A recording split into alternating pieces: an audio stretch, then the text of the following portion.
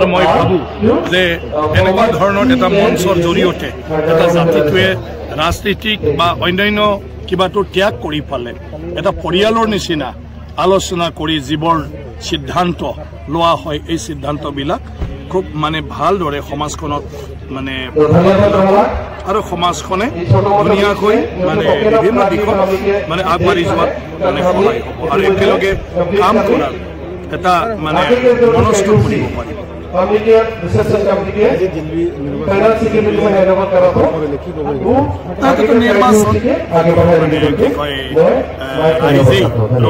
ৰাইজে যেতিয়া যাক প্ৰয়োজন বুলি ভাবে তাক মানে ভোট দিয়ে আৰু ৰাইজে যেতিয়া কাক বা নিজৰ মানে মনে বিচৰা ধৰণৰ বা প্ৰতিশ্ৰুতি মতে কাম কৰা নাই বুলি ভাবে তেওঁলোকক মানে তেওঁলোকে মানে আৰু সেইটোৱে সময়ে সময়ে আমাৰ নিৰ্বাচনত পৰিব গতিকে মোৰ শুভেচ্ছা থাকিল যিসকলে আজি জিকি আৰু চৰকাৰ গঠন কৰি দায়িত্বভাৰ গ্ৰহণ কৰিব তেওঁলোকে ৰাইজৰ আকাংক্ষা পূৰণ কৰিব পাৰোঁ আৰু যিখিনি কথা কৈছে এয়া সফলভাৱে তেওঁলোকে কৰিব পাৰোঁ সেইটোৱে মোৰ মানে আমাৰ ইয়াৰ পৰাই মই শুভেচ্ছা মই জ্ঞাপন কৰিছোঁ আৰু দিল্লীবাসী ৰাইজলৈও মই নতুন চৰকাৰে তেওঁলোকৰ আশা আকাংক্ষা পূৰণ চৰকাৰে অলৰেডি ব্যৱস্থা কৰি আছে এটাতো জনজাতি কৰ্ণত যাব যি ৰিপৰ্ট অলৰেডি পাৰ্লিয়ামেণ্টত বিধানসভা মানে পাৰ্লিয়ামেণ্টত বিধেয়কটো উত্থাপন কৰিছে আৰু বিধেয়কটো উত্থাপন হোৱাৰ পিছত ইয়াৰ ওপৰত মানে চৰ্চা কৰিব আৰু পাছ কৰিব কিন্তু ইয়াৰ আগতে ৰাজ্য চৰকাৰৰ মানে বৰ্তমান জনজাতিসকলক কোনো ক্ষতি নোহোৱাকৈ তেওঁলোকৰ যিখিনি মানে ৰক্ষণাবেক্ষণ আছে সুযোগ সুবিধা আছে এইটো বাহাল থাকিব আৰু নতুনখিনিৰ কাৰণে এই নতুন মানে যি 6টা জনগোষ্ঠী আছে তেওঁলোকৰ সুৰক্ষাৰ পৰা আৰম্ভ কৰি তেওঁলোকৰ অধিকাৰ কেনেকৈ সাব্যস্ত কৰিব বিভিন্ন সুযোগ সুবিধা কেনেকুৱা ধৰণৰ মানে তেওঁলোকক মানে আপোনাৰ প্ৰদান কৰিব এই বিষয়ত এটা মডেলিটি এটা ঠিক কৰি পঠাব লাগে আৰু সেইটো পঠোৱাৰ পিছত পাৰ্লিয়ামেণ্টত এই বিষয়ত চৰ্চা চলিব গতিকে আমাৰ মানে অসম চৰকাৰে এই বিষয়ত সবৰ লগত কনসাল্ট কৰি কামটো কৰি আছে গতিকে পঠাবই মুখ্যমন্ত্ৰী ডাঙৰীয়াই সদায় বিধানসভাটো কৰি আহি আছে যে সেইটো ফাইনেল হ'লে সেইটো মানে পঠাই দিয়া হ'ব আৰু পঠোৱাৰ পিছতে এইটো সংসদৰ মজিয়াত চৰকাৰে মানে বিল পাছ কৰাৰ কাৰণে ব্যৱস্থা হ'ব না মই এইটো অধ্যক্ষ মই ৰাজনৈতিক চৰ্চাত মানে কি কয় ভাগ ল'ব নাপায় আৰু সেইটো হ'ল এটা আপোনাৰ মানে কি কয় ৰাজনীতিক ব্যক্তি বা ৰাজনীতিক দলবিলাকে সদায় মানে নিজৰ শক্তি মানে বঢ়াবৰ কাৰণে চেষ্টা কৰি থাকে কাৰণ কামটোই সেইটো গতিকে সেই হিচাপে ৰাজনীতিক দলৰ কিছুমান ব্যক্তিও তেওঁলোকে নিজে যিটো উদ্দেশ্যত ৰাজনীতি ফিল্ডখনলৈ আহিছে য'ত থাকিলে তেওঁ ৰাইজৰ সেৱা কৰাৰ সুবিধা আছে বুলি ভাবে বা তেওঁৰ মনে ভবাৰ নিচিনা মানে কামটো সেই দলে কৰিব পাৰিব বুলি ভাবে তেনেকুৱা দলবিলাকত যোগদান কৰাটো নতুন নহয় তেনেকুৱা চলি থাকে এতিয়া বিটিচিৰ নিৰ্বাচন যেহেতু সমাগত বেছি দিন নাই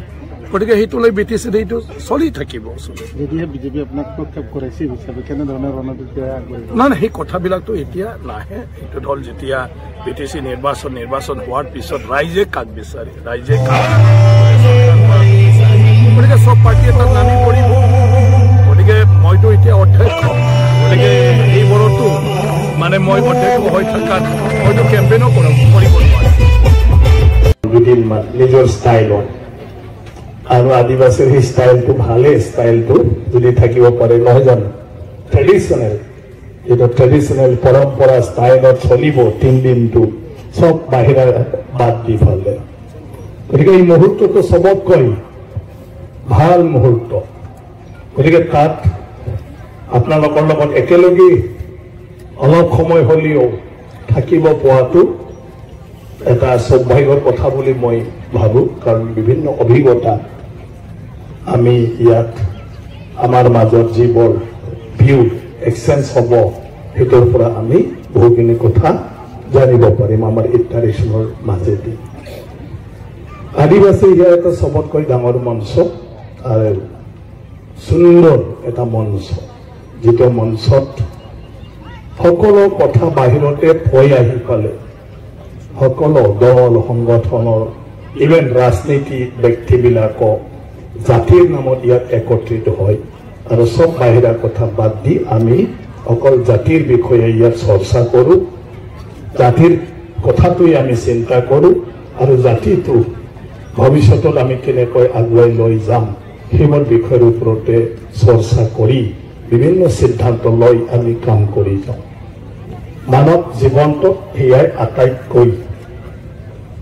দৰকাৰ গতিকে সেই হিচাপে আদিবাসী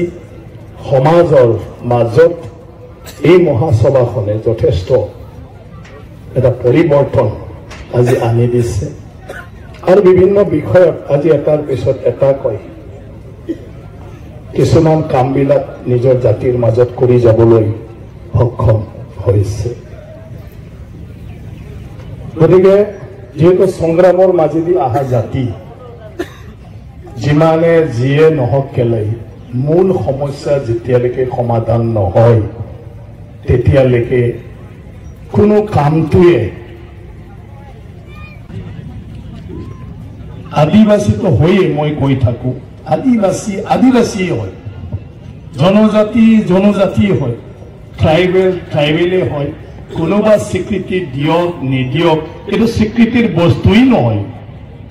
আসল বস্তু খনাই হয় মই সদায় কৈ থাকো কোনোবা ভাল পাওক বেয়া পাওক খনা বোকাত থাকিলেও খনা পানীত থাকিলেও খনা সিমেন্টৰ লগত থাকিলেও খনা গোবৰত পৰিলেও খনা ই গোবৰ হৈ নাযায় ই খনা হৈয়ে থাকিব হাজাৰ বছৰৰ পিছতো যদি কবৰ পৰা উদ্ধাৰ কৰে এইটো খনা হৈয়ে থাকে মামৰ নাখায় আৰু আদিবাসী হল এনেকুৱা খনাৰ নিচিনা য'তে নাথাকক নিজৰ ভাষা কলা সংস্কৃতি সমাজৰ ৰীতি নীতি সেইটো লৈ চলি থাকে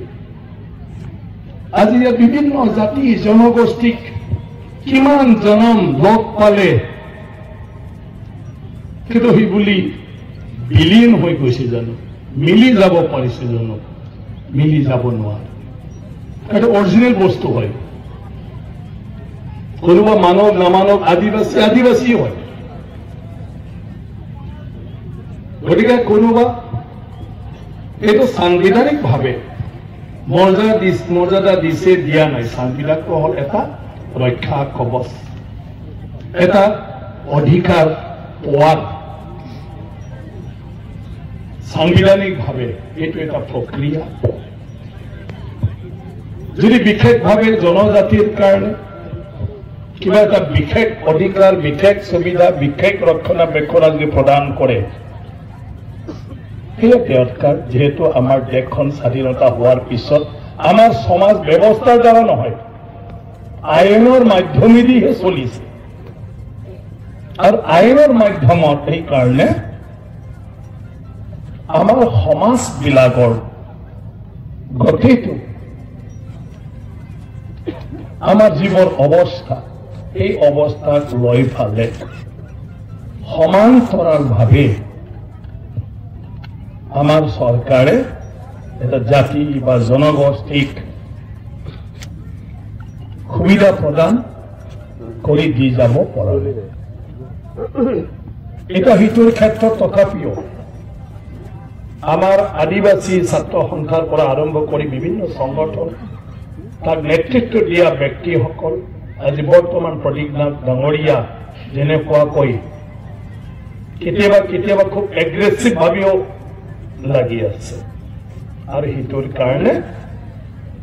আহি এটা পৰ্যায়লৈকে এই বিষয়টো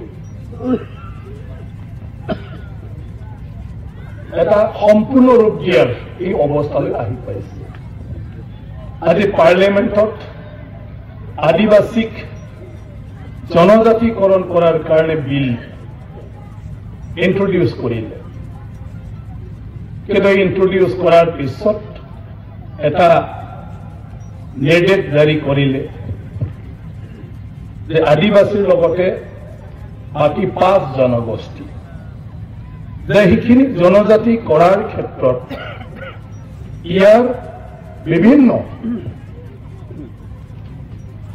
সুবিধাৰ লগতে ইয়াৰ যিটো প্ৰটেকশ্যন ইয়াৰ ব্যৱস্থাটো কেনেকুৱা হ'ব এইটো ৰাজ্য চৰকাৰে ঠিক কৰি দিব লাগে যে নতুনকৈ জনজাতিয়ান কৰিব বিচাৰিছে সেইখিনি বিভিন্ন দলৰ সংগঠনৰ লগত আলাপ আলোচনা কৰিলে বাকি বৰ্তমানৰ চলি থকা কি কয় অলৰেডি স্বীকৃতিপ্ৰাপ্ত জনজাতিসকলৰ লগত তেওঁলোকৰ লগত আলোচনা কৰিলে যে আপোনালোকৰ প্ৰটেকশ্যন বুলি ক'লে আপোনালোকে কি ধৰণৰ বিচাৰে গতিকে সেইটো লৈ ফালে অলমষ্ট কনচালটেশ্যনটো মই ভাবো প্ৰায় সমাপ্ত হ'ব কনচালটেশ্যন বিভিন্ন জাতিৰ মানে নেতৃত্ব দিয়া ব্যক্তিসকলৰ লগত কনচাল্ট কৰাটো এতিয়া এটা পৰ্যায় আহি পাইছেগৈ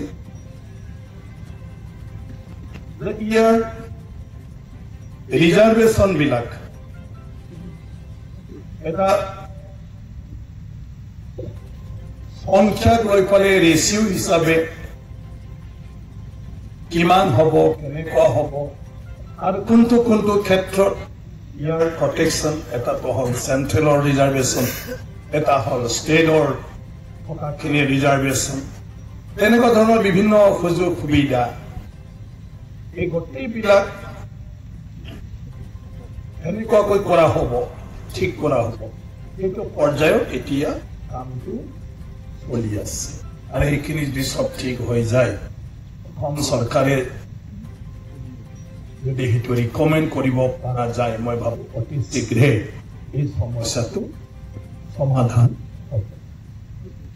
এতিয়া সেইটোৰ ক্ষেত্ৰত আদিবাসীত মাত্ৰ এটা থাকিলে যে আদিবাসীত আমাৰ কিমান আছিলে 36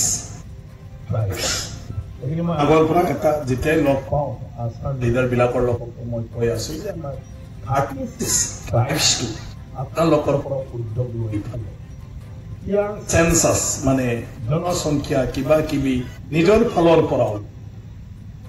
মানে কিমান হয় কিমান লাখ হয় আৰু প্ৰপৰ্চনেট হিচাপে ৰিজাৰ্ভেশ্যনৰ কিবাবিলাক ওলাওঁতে যাহাতে চাকৰি বাকৰি কিবা কিবি সেইটো লৈ ফালে চৰকাৰে একবাৰ এইটো আদিবাসী সংগঠনে দিয়া এইখিনি বস্তু এবাৰ তেওঁলোকে মানে গ্ৰাউণ্ডত এইটো এক হ'ব হিয়াৰিং লৈ ফালে একজেক্টলি যি জাগাত আদিবাসী আছে বুলি কৈছে যি জাগাত সংখ্যাৰ কথাটো কৈছে এয়া হয় না নহয় গতিকে 1 মাহ মানৰ বা 2 মাহ মানৰ ভিতৰত এইবোৰ ৰিপৰ্ট দিব লাগে তেতিয়া সংগঠনে দিয়া সাবমিশন কৰা সেইটো লৈ ফালে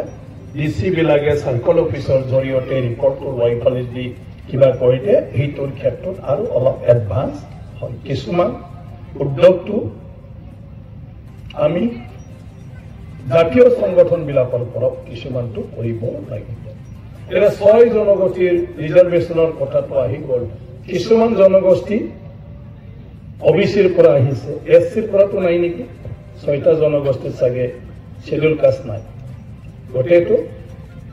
ওবিসি আছে এবং টি ট্রাইবটো একচুয়ালি মানে বিলত নাই বিলত আদিবাসীৰ 36টা জনগোষ্ঠীৰ নামৰ তালিকাটো আছে তাৰপিছত কোচ ৰাজবংশী আছে তাৰপিছত আপোনাৰ আহোম আছে ঠাই আহোম মৰাণ আছে মটক আছে আৰু আদিবাসীৰ ক্ষেত্ৰত যিখিনি তালিকা আছে এই তালিকাটো ভাৰতৰ সংবিধানৰ স্বীকৃতি প্ৰাপ্ত যিখিনি আদিবাসী ট্ৰাইবছ আছে হিটোই আছে তাৰ বাদে বাকি বেলেগ নাই হয় তাৰ নামটো উল্লেখ কৰাৰ ক্ষেত্ৰত টি ট্ৰাইবছ ব্ৰেকেটত আদিবাসী না কি কিবা তেনেকুৱা একজেক্টলি মনত নাই মততে অলপমান এইটো খেলি মেলি আছে মই ভাবো বৰ্তমানৰ বিলৰ ক্ষেত্ৰত কোনো অসুবিধা নাই এমেন্ডমেন্টত কাৰেকশন কৰিব পাৰে বিলত যদিও আছে কাৰণ এই বিলখনত স্পেসিফিক ভাবে ট্ৰাইবছৰ নাম আছে স্পেসিফিক ভাবে মানে ট্ৰাইবছ 36টা জাতিৰ নামটো আছে তোমাৰ বৰ্তমান মুখস্থ নাই এইটো গতিকে আপোনালোকে অলপমান সেইখিনি চাৰিফালে যদি ৩৬টাই হয় এয়া যদি আদিবাসী হয় গতিকে স্পেচিফিক আপোনালোকে কি ধৰণৰ নামাকৰণটো বিচাৰে এইটো ঠিক কৰিলে মানে হৈ যাব যেনেকৈ মিজৰ ট্ৰাইব বুলি কৈ পালে মিজৰ এটা তালিকা থাকে আমাৰ 1950 শিডিউল ট্ৰাইবছ অৰ্ডাৰত জনজাতিৰ ক্ষেত্ৰত যেনেকৈ আদিবাসী বুলি ক'লে আপোনাৰ ঝাৰখণ্ড উৰিষ্যা তাত এটা তালিকা থাকে সেইটো লয় তাৰপিছত আমাৰ যদি নাগা ট্ৰাইবছ বুলি কয় তেতিয়া নাগা ট্ৰাইবছতো আপোনাৰ 16টা না 18টা তেনেকুৱা ট্ৰাইবছৰ লিষ্ট থাকিব কুকি ট্ৰাইবছ বুলি ক'লে কুকি ট্ৰাইবছৰ ভিতৰতো আপোনাৰ কুকিবিলাকৰ মাজত কুকি ঝমি এনেকুৱা ধৰণৰ মাৰ এই গোটেইবিলাক বেলেগ ফাইটে বাইটে বাইফে কম এই যে মেৰি কমহঁতৰ তেনেকুৱা বহুতটা এটা ট্ৰাইবছ তালিকা আছে তেওঁলোকৰ 9টা না 10টা তেনেকুৱা কুকি ট্ৰাইবছ ঠিক আদিবাসী বুলি কোৱাৰ লগে লগে 36টা ট্ৰাইবছ আৰু এইটো হ'ল সংবিধানিকভাৱে স্বীকৃতিপ্ৰাপ্ত মাত্ৰ অসমখনহে বাদ কি জানিব ত্ৰিপুৰাও অলৰেডি আদিবাসী জনজাতি আছে মাত্ৰ অসমটো বাদ কিন্তু সংবিধানত এই জাতিখিনিয়ে জনজাতি গঠিত গতিকে এৰিয়া হিচাপেহে যিহেতু আমাৰ সংবিধানত জনজাতিৰ ক্ষেত্ৰত ৰাজ্য চৰকাৰৰ সিদ্ধান্তটোহে মানে ফাইনেল সিদ্ধান্ত হ'ব মানে ৰাজ্য চৰকাৰৰ পৰা কিবাটো লাগিব এইটো গতিকে ইয়াৰ প্ৰেজেণ্ট ষ্টেটাছটো কি বুলি ক'লে মই জানাত এইটোৱে যে 6 জনগোষ্ঠীৰ ক্ষেত্ৰত বিভিন্ন সুযোগ সুবিধা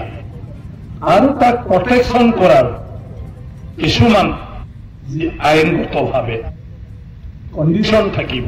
নৰ্মছ দিব এইখিনি তৈয়াৰ কৰাৰ মানে এই 6 জনগোষ্ঠীৰ অসমৰ ক্ষেত্ৰত আৰু স্পেচিফিকভাৱে ৰিজাৰ্ভেশ্যন কিমান হ'ব কোনটো কি হ'ব এইটো লৈ পেলাই এইখিনি কৰিলেও কামখিনি আছে গতিকে এইখিনি টাইম টু টাইম আমাৰ আশাৰ তৰফৰ পৰাও বহি আছে তাৰপিছত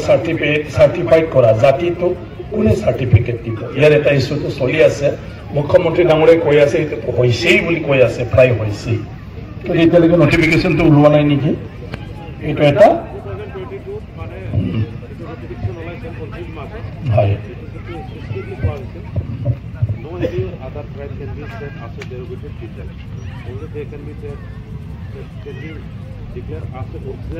এই বিষয়টো আপোনালোকে কিবা কৰক এবাৰ আজি মহাসভা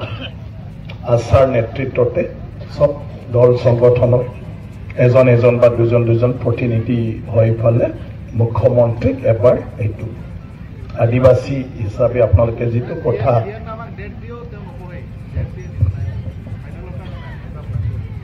আজি মই এটা বুদ্ধি দি দিম এই পেপাৰত নিদিবি